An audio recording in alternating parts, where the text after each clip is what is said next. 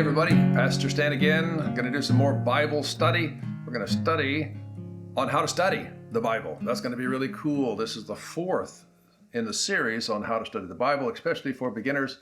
And so I hope you're excited about what we're going to do today. We're going to break it down, look at some of the ways that Jesus uses to teach. And as always, like and subscribe. Hope you have your beverage of choice. I know I have mine. Let's roll. Let's get into it right now. Here we go. All right, so in Bible Study 3, we looked at the relationship that we have with God and then what these words on the page mean to us. Remember the story about, or the illustration? Dad tells me, the eldest brother, to tell my sister when she comes here from school to wash the dishes. Dad says, she comes in, I said, Dad says you're supposed to wash the dishes. All right, so I said, whoa, Dad said that? Okay, so boy, she goes and washes the dishes. She gets it done. So our Father in heaven tells Jesus, who is our elder brother, what to say and how to say it, and he does, and he gives us the words that he learned from our Father in heaven, Jesus being our elder brother. So now I'm learning these things. Now these words that are in red, at least in my Bible, they're in red, are the words of Jesus, but they're also the words that the Father in heaven gave to Jesus. This is the words Jesus is saying, Dad says, do this and don't do that. That's how I'm looking at the scripture right now. So if I'm going to start by reading in Matthew, Mark, Luke, John, the Gospels, the teachings of Jesus, I'm finding, and I want to tip you off to this, here's how you're going to find, yes, it's the story of Jesus from birth to death, crucifixion, and resurrection, and ascension to heaven. But in the midst of it all, there's a lot of Dad says. So we're going to look at some of the ways that Dad says. All right, so we're going to start in Matthew chapter 7. This is an understanding of how important these words are that Jesus is giving me from our Father in heaven. How important are these words? Now they're going to be very important. Let's look at it. All right. You look at all the words of Jesus. They're usually in red in Bibles. They are in mine. If you don't have a red edition, a letter edition, I suggest you get one.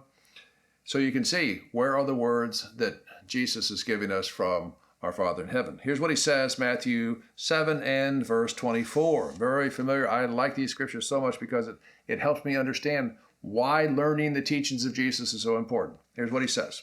Jesus says, anyone who listens to my teaching and follows it is wise, like a person who builds a house on solid rock. So if I learn the teachings of Jesus, if I learn them and I do them, if I follow his teachings, then I'm going to be like a person who builds my life on a sound foundation. And when the storms come, that's what he says, though the rain comes in torrents and the floodwaters rise and the winds beat against that house, it won't collapse because it is built on the bedrock.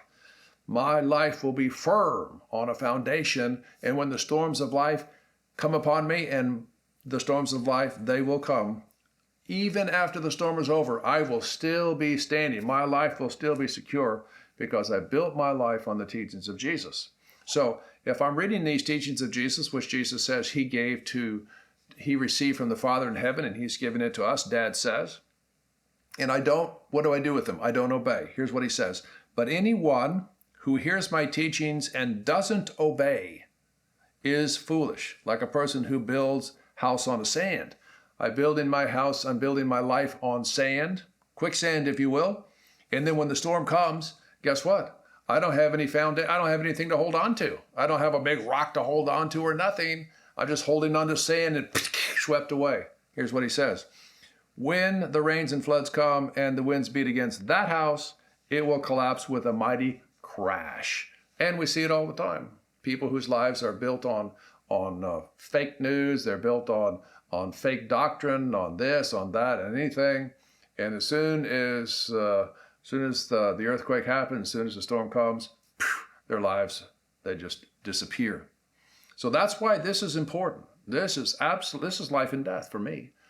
My life can be destroyed, or my life can survive and even thrive because I build my life on Jesus' teachings. Well, what are some of the ways that Jesus teaches then? And you're going to find this when you begin to read and study. Well, one of the things that he does is he teaches and reinterprets the Old Testament law. Well, Moses wrote down a lot of commandments from God back in the day for the children of Israel. traveling around in the wilderness for 40 years. He wrote a lot of that down, and it's in there. And so Jesus is reinterpreter of the Old Testament law. So here's an example. Here's what he says. Jesus says, Matthew chapter 5, verse 43. Here's what Jesus says. You have heard the law that says, love your neighbor and hate your enemy. You've heard the law that says, love your neighbor and hate your enemy. What Jesus is going to reinterpret that. But I say, Jesus says, but I say, love your enemies. Pray for those who persecute you. In that way you will be acting as true children of your Father in heaven. For he gives his sunlight to both the evil and the good, and he sends his rain on the just and the unjust alike.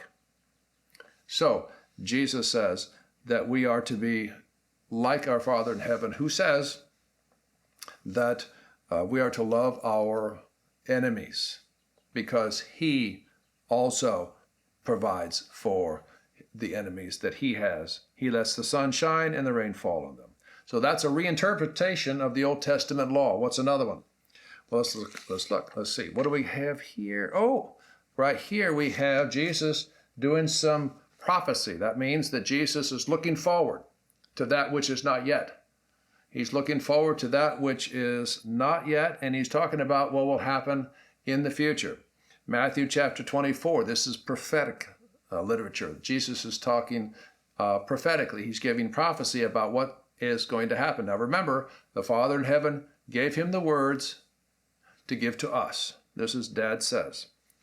Chapter 24, verse 30, Jesus says, and then at last, the sign that the Son of Man is coming will appear in the heavens, and there will be a deep mourning among all the peoples of the earth, and they will see the Son of Man. They will see Jesus coming on the clouds of heaven with power and great glory. That's right, Jesus coming back to earth. He ascended into heaven after his resurrection, and he's going to come back one day, and that's what he's talking about.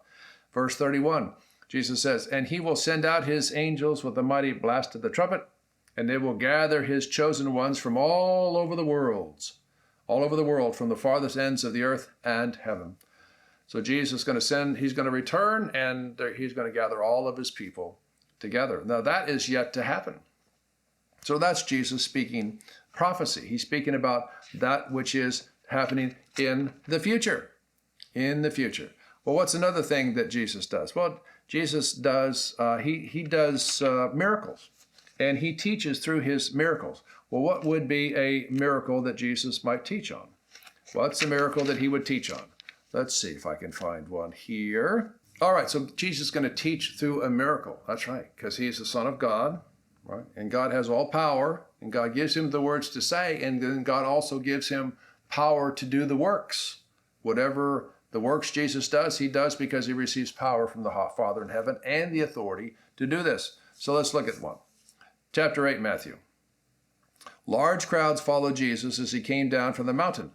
And suddenly a man with leprosy approached him and knelt before him. Lord, the man said, if you are willing, you can heal me and make me clean. Jesus reached out and touched him. I am willing, he said. Be healed. And immediately the leprosy disappeared. Well, Jesus does an amazing miracle. I suppose all miracles are amazing. But it's another way that Jesus teaches. He teaches to have compassion for those who are in the worst kinds of situations. Here's a man who had leprosy. He is despised by society. He's a castaway. Nobody wants him around. They throw rocks at him to keep him away from people because he's got leprosy and they don't want it spreading. So he is a way outcast, right? But the man comes to Jesus, and what does he say? He says, I am willing. And he reaches out and touches the man. When do you think the last time that man was touched by someone? See, Jesus shows us an example of showing compassion in his life. So the Gospels, Matthew, Mark, Luke, and John, they are the story of Jesus, but combined within those stories about Jesus of his life is the ways that Jesus teaches us how to be like him. And all of these things, words are from the Father in heaven. They are what Dad says we are to do. All right, my friends, I hope you enjoyed Bible study number 4. Number 5 coming up shortly. Looking forward to that. So as always, like and subscribe, and we'll see you next time on the Pastor Tan YouTube channel. See you later. Bye.